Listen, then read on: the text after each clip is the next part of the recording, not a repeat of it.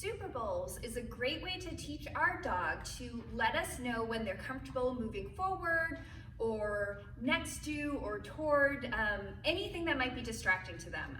And by distracting, I mean it could be concerning, it could be makes them excited, whatever it might be. So the way this game works is I've laid out for Jane, come here honey, a number of bowls. Okay, so what I'm gonna do is I'm gonna start by putting a treat down in one bowl.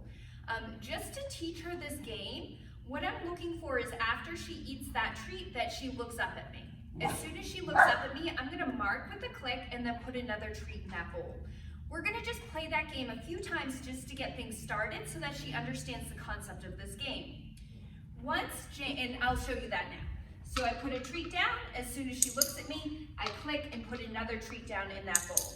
So basically, Jane looking at me is her way to communicate with me, I'm ready for you to put another treat down. Once I've got my dog consistently doing that for a little bit, sit, I'm gonna start having, rather than putting a treat down in the same bowl after she looks at me, I'm gonna move on to the next bowl. So now her eye contact is cueing me to move from one bowl to the next. So I will show you that. We're gonna start at the start of the line. So I'm gonna put a treat down for her. As soon as she looks at me, I can mark, take a step, and put a treat in the next bowl. And then we're gonna just continue this pattern where she is letting me know that she's ready to go to the next bowl. You can also eliminate the marker, so once she's consistently doing this, I don't necessarily have to mark. I can just, as soon as I get that eye contact, move over to the next bowl. And so Jane is just communicating with me with that eye contact that she would like to continue forward.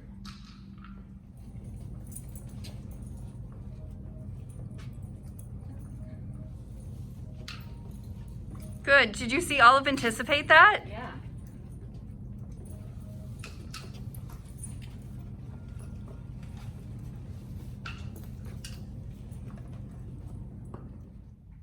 The next step to the Super Bowl games is we're going to start to introduce some distractions to the game.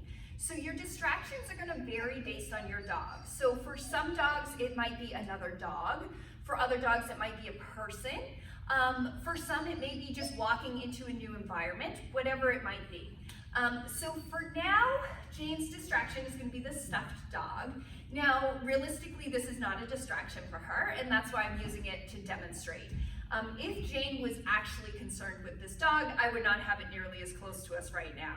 So basically what I'm going to do is I'm going to start the same Super Bowl pattern, but this time Jane's eye contact is letting me know that she's comfortable walking towards this distraction. And if she weren't comfortable with it, she would not give me eye contact. That's what I'm teaching her. So she's letting me know that she's okay moving around with that distraction here. Now, let's say that this was way harder for Jane and she wasn't giving me eye contact, then I would certainly change this setup so that she wasn't walking directly to this dog.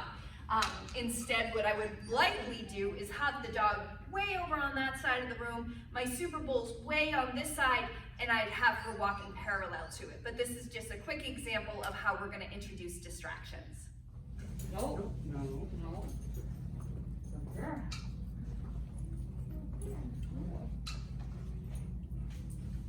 Good.